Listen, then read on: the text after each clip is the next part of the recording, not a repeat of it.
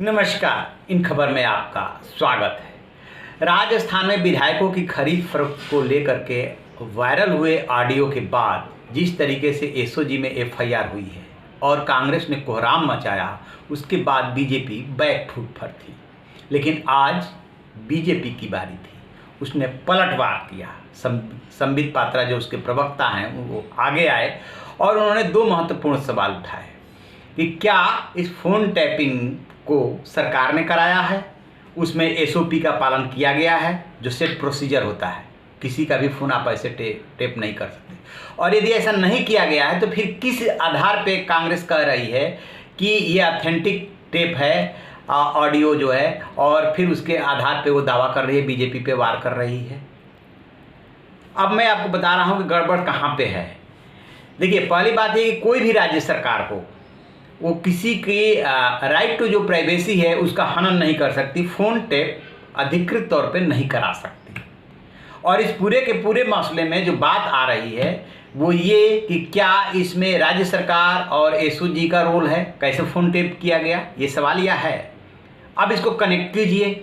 कल जब कांग्रेस के मुख्य प्रवक्ता रणदीप सुरजेवाला ने प्रेस कॉन्फ्रेंस की तो उसके ट्रांसक्रिप्ट को तो उन्होंने पढ़ा, लेकिन जो भी ऑडियो था उसको प्रेस कॉन्फ्रेंस में चलाया नहीं गया।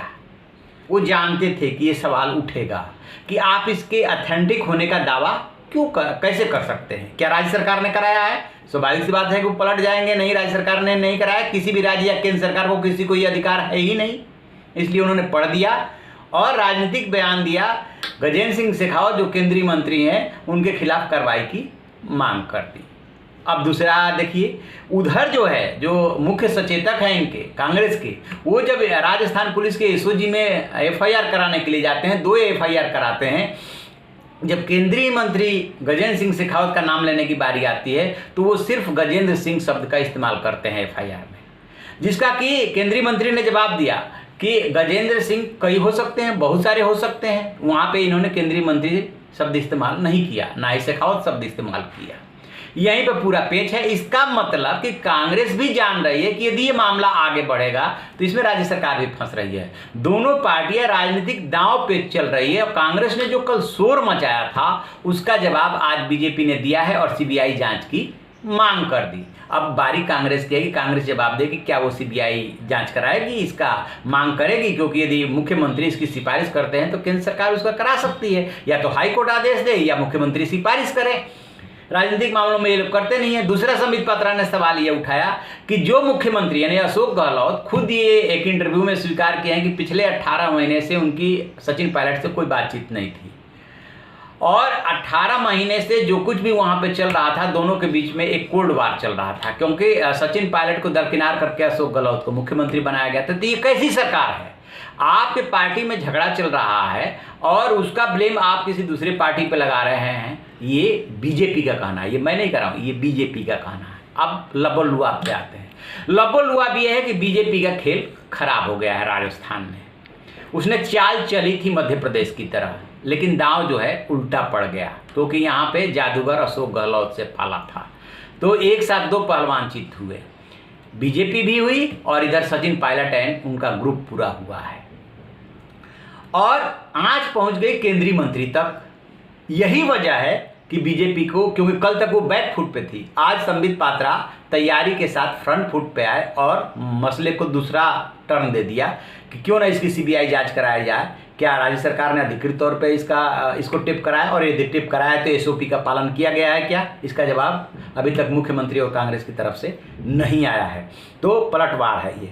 अब इसमें आगे क्या हो सकता है? आगे ये राजनीति है, इसी तरीके से राजनीति होती रहेगी, क्योंकि कांग्रेस बीजेपी को ब्लेम करेगी और बीजेपी कांग्रेस को ब्लेम करेगी। कांग्रेस को पता है कि इसके खेल के पीछे बीजेपी थी और सचिन पायलट ग्रुप था, और बीजेपी को बहुत अच्छी तरीके से पता है कि जो यदि फोन टेप हुआ है तो गलत टेप हुआ है, कभी भी गहलोत सरकार इस बात को स्वीकार नहीं कर पाएगी। इसीलिए कहा जा रहा है कि हमें ये सोशल मीडिया से मिला है, सोशल मीडिया से मिला है। अब सोचिए कि सोशल मीडिया से ये कौन लीक करेगा, जब एक तरफ से डील करने वाला बात कर रहा है भंवरलाल शर्मा विधायक से, और दूसरी तरफ से भंवरलाल शर्मा बात कर रहे हैं, तो इसमें से कोई बात लीक क्यों करेगा? दोनों में से कोई एक ही तो टिप कर सकता है, तो कोई लीक क्यों करेगा? क्योंकि दोनों के बीच में तो डील हो रही है, जान रहे हैं कि हम ये गलत काम कर रहे हैं, फिर ये कौन कर सकता है? तो तीसरा आदमी वो सरकार पे डाउट जाता है कि सरकार ऐसा करा सकती है। है, क्योंकि अशोक गहलोत को पता चल गया था कि ऐसे ऐसे उनके खिलाफ, सरकार के खिलाफ साजिश चल रही है। कुल मिला जुला करके ये राज का राज ही रहेगा, ना तो कोई सीबीआई जांच होगी, ना सीबीआई जांच के लिए अशोक गहलोत सरकार आगे आएगी। बीजेपी और कांग्रेस एक दूसरे पे पलटवार करती रहेगी और सचिन पायलट कोर्ट के फैसले का इंतजार करेंगे मंडे ट्यूसडे तक, उसके बाद अपना रास्ता तय करेंगे किधर जाना है, घर वापसी या अलग से पार्टी बना के राजनीति करनी है, क्योंकि बीजेपी में तो एंट्री हो नहीं पाई। जैसे इसमें कोई और डेवलपमेंट मिलेगा हम आपको बताएंगे। आप देखते रहिए हमारा डिजिटल चैनल इन खबर। Thank you. इन खबर चैनल को सब्सक्राइब करें और बेल आइकन दबाना